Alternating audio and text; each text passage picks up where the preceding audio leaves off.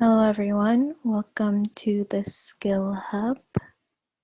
My name is Karen. I am currently a fourth year student at Ryerson University doing my bachelor's in social work.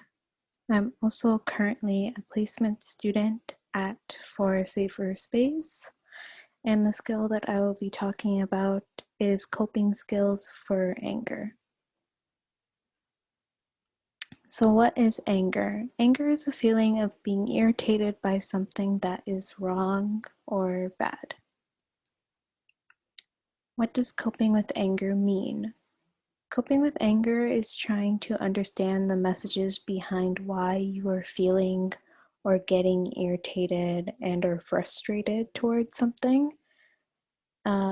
Coping with anger is also about looking at what steps to take to relax and cope with the situation in a positive way.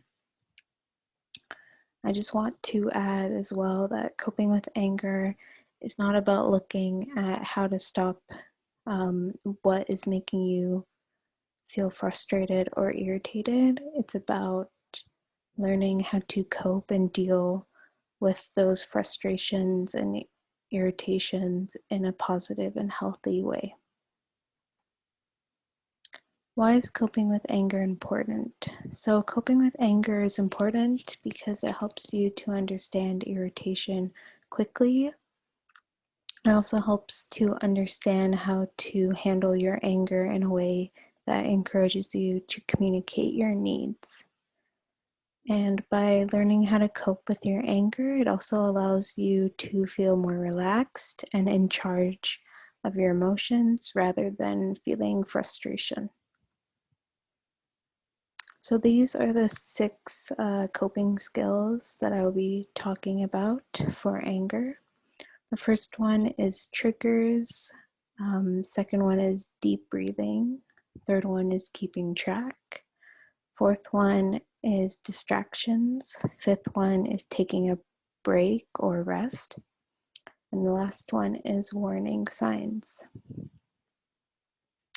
So the first coping skill is triggers. So anger triggers is something specific that creates someone to express anger.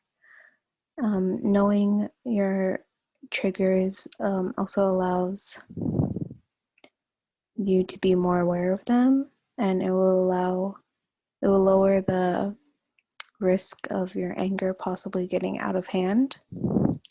And some beneficial ways that you can use your triggers, one being creating a list of what causes your triggers. And with this list, constantly reviewing them and looking them over so that they're fresh in your mind will help you as well, so that you are aware of what is triggering you. Another thing that you can do is ignore what's triggering you. So this could be possibly making adjustments in your lifestyle, relationships, and your everyday routine. And the last one, if you can't ignore your triggers, is making a strategy when you must confront them. So an example of this would be to avoid disturbing conversations when you are frustrated, tired, or hungry. The next coping skill is deep breathing.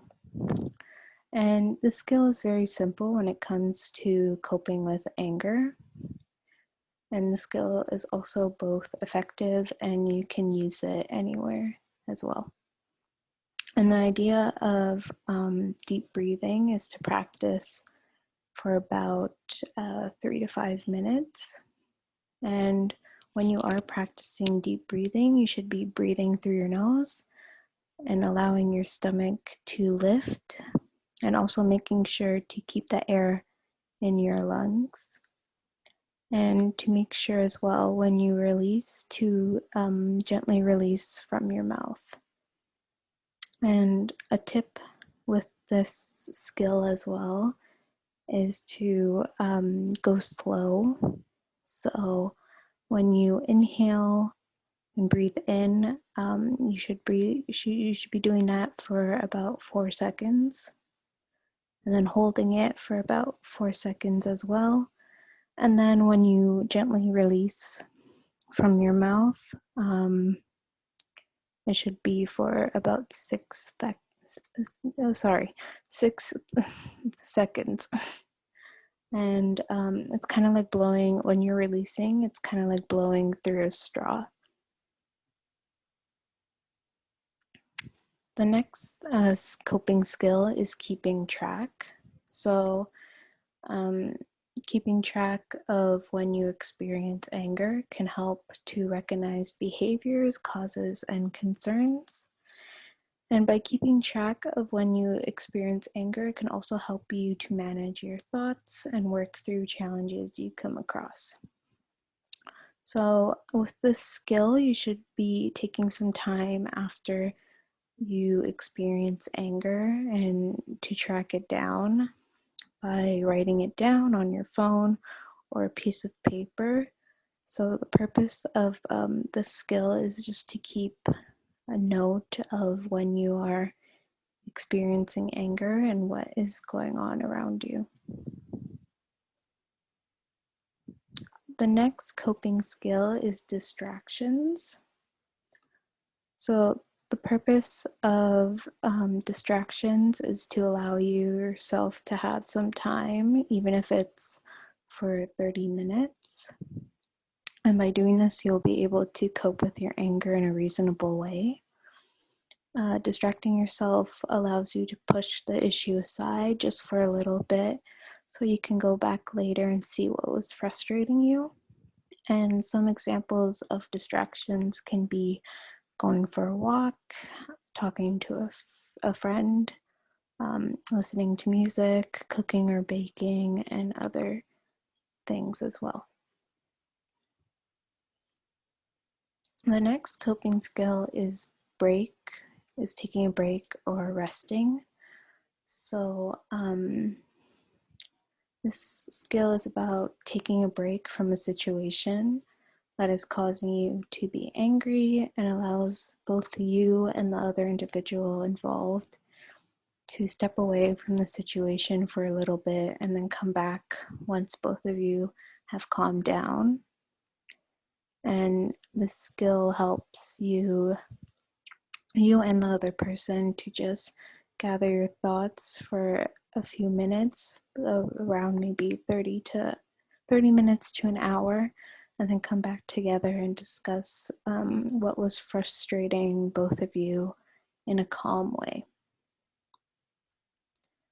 The next coping skill and last one is warning signs. So warning signs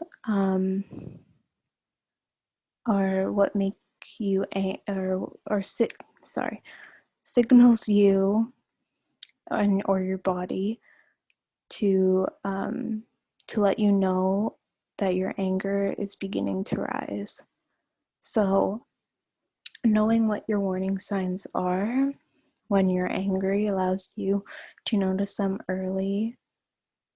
And by knowing the early warnings, you'll be able to start to resolve your anger while it's still small as well. And that concludes this skill hub. Thank you for listening. And I hope you were able to learn something new.